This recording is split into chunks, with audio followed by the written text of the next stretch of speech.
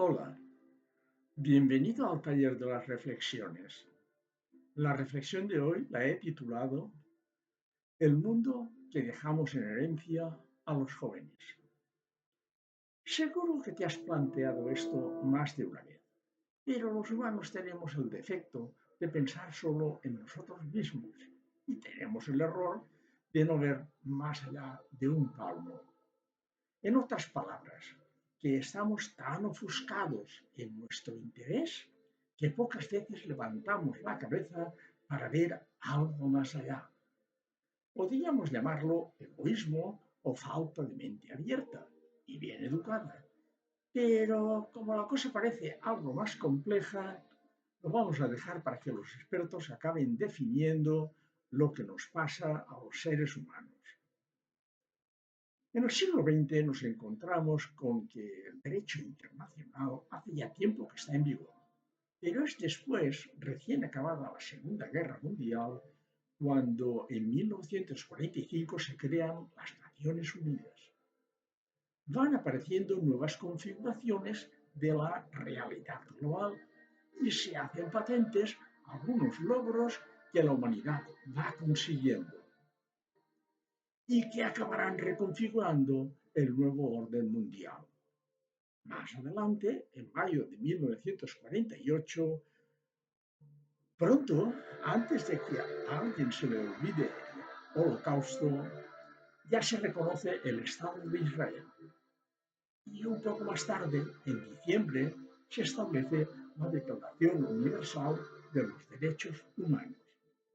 Todas estas iniciativas comenzaron con sus defectos: el veto a las decisiones en la ONU, la precipitación en decisiones importantes y que acabaron incrementando el riesgo de guerras.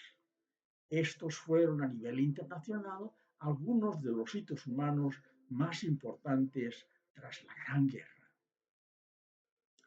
Después vino el orden interno en que cada nación tuvo sus propias experiencias. Se trata de lo doméstico, de aquello que vivieron sus propios ciudadanos. Y como todo ese trabajo lo vamos a dedicar a las jóvenes generaciones, indaguemos un poco en nuestro pasado del que ha vivido la gente adulta. Tras una dictadura, o quizás una guerra, ¿qué querría esa ciudadanía? Evidentemente, paz. Por lo que hay que aceptar cualquier cosa que venga de los poderes fácticos.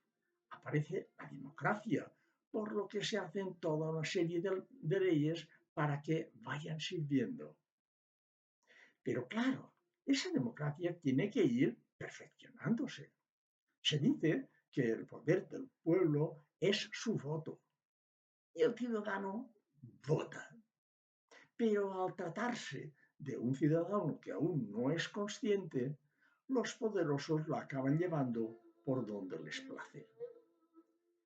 En definitiva, que los poderes de verdad, el dinero, va a dar cuerda en libertades, pero solo la mínima.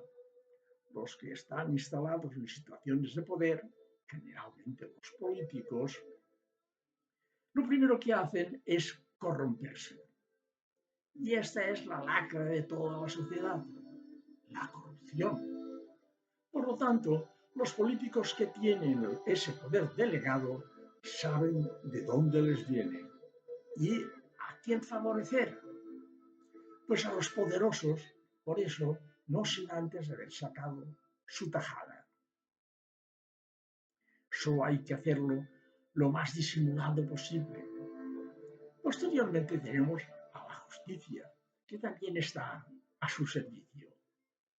A todo ello, además, hay que añadirle el odio, eso creado es profeso por los poderosos, para dar más confusión y que sirva de cortina de humo para que no se les acabe viendo. Todo eso es la herencia que les hemos dado a las jóvenes generaciones. Bueno, pues llegados a este punto, ¿qué pueden pensar los jóvenes de hoy? Pues que todo es una mierda. Entonces, a quien o bien aceptan las reglas y votan a los rompedores, principalmente los patriotas, o quizás se echan al monte y acaban radicalizándose aún más si cabe.